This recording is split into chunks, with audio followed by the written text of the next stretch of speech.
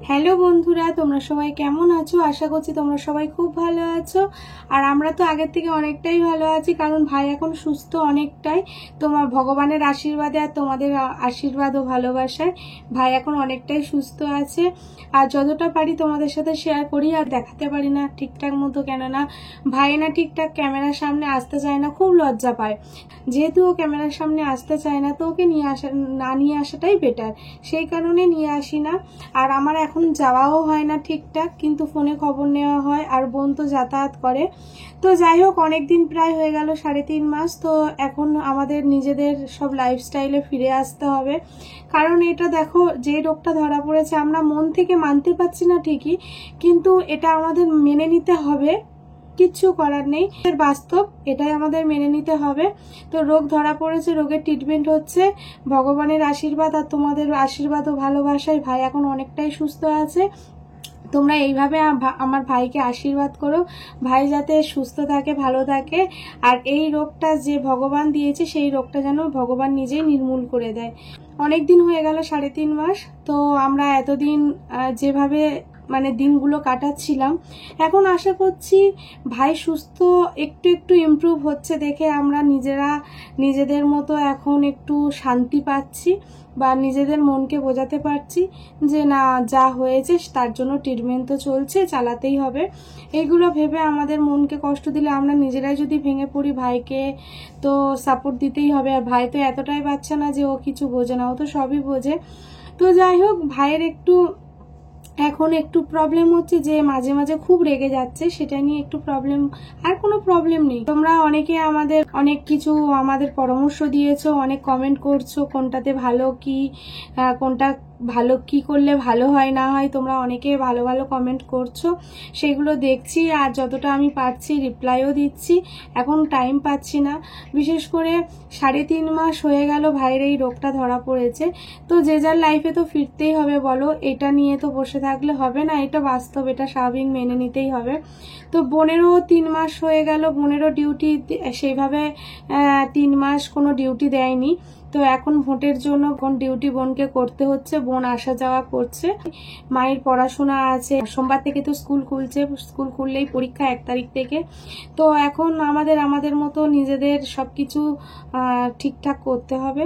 তো ভাবলাম, অনেকদিন তোমাদের সাথে কোনো রকম কথা হয়নি, কোনো রকম কিছু হয়নি, তোমাদেরকে জানানো হয়নি। আজকের ভিডিওটা এই জন্যই করা, তোমাদেরকে সবকিছু বলার জন্য যে ভাই কেমন আছে না আছে। তো সেই কারণেই আজকের ভিডিওটা করা। আর আজকের ভিডিওটা আরেকটা কারণে করা, যে আমরা আজকে তারাপীঠ যাচ্ছি। হঠাৎ করে ঠিক হলো, হঠাৎ করে আমাদের যাওয়াটা হঠাৎ করে ঠিক হয়েছে, কেননা মায়ের পরীক্ষা, বললাম তোমাদেরকে, মায়ের কালকের থেকেই স্কুল খুলবে। তো যাই হোক, প্রবলেম হবে কি না হবে, সেই কারণেই অনেকটা চাপে ছিলাম, যে যদি প্রথম স্কুল খুলছে, যদি কোনো প্রবলেম হয়। অনেকের কাছে জিজ্ঞেস করলাম যে এই ব্যাপারটা নিয়ে, স্কুলে বলো না সেরকম কোনো অসুবিধা হবে না। তো সেই কারণে আরো যাওয়া।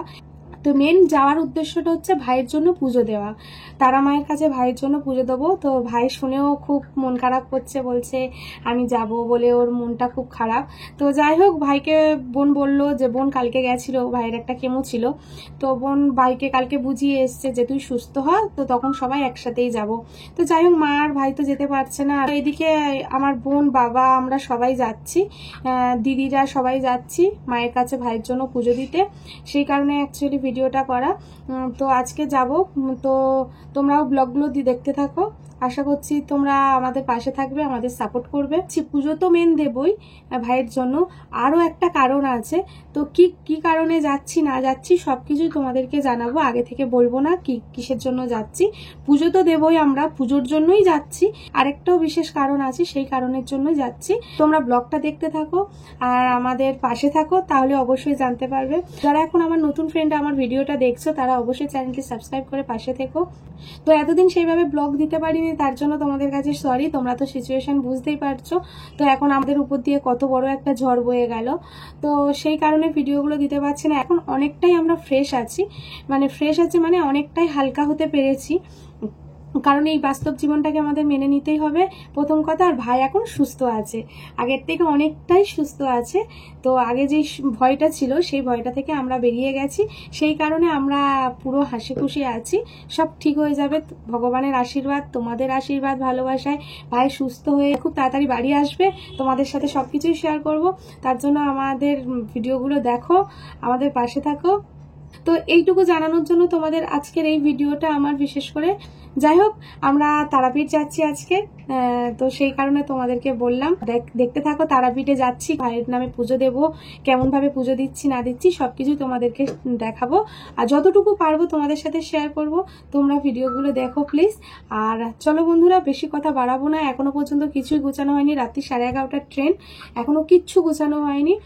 মাইকে জাস্ট ঘুম পাড়ালাম, ঘুম পাড়িয়ে এই জাস্ট লাঞ্চ করে এখন বাজে 4টে, ভাবলাম তোমাদের সাথে একটু শেয়ার করি। তো বড় একটা সুখবর, কারণ আমাদের পরিস্থিতি এখন এতটা মানে চেঞ্জ হয়েছে, সেটাই তোমাদের জানানো খুবই দরকার। কারণ ডে 1 থেকে তোমরা সবকিছু জানো, আর তোমরা প্রথম থেকে আমাদের অনেকটাই সাপোর্ট করেছো, অনেক মানে পরামর্শ দিয়েছো কোনটাতে ভালো হবে না হবে, তার জন্যই তোমাদেরকে জানানো। যাই হোক, আমার না কোথায় যাচ্ছি না যাচ্ছি আমার ফ্যামিলিকে জানাবো না, এটা কখনো হয়, সেই কারণে ভিডিওটা বানানো। তো চলো বন্ধুরা, ব্লগ তোমাদের কাছে খুব তাড়াতাড়ি আসছে, তোমরা দেখতে থাক। তো চলো, আজকের ভিডিওটা এখানেই শেষ করছি, টাটা।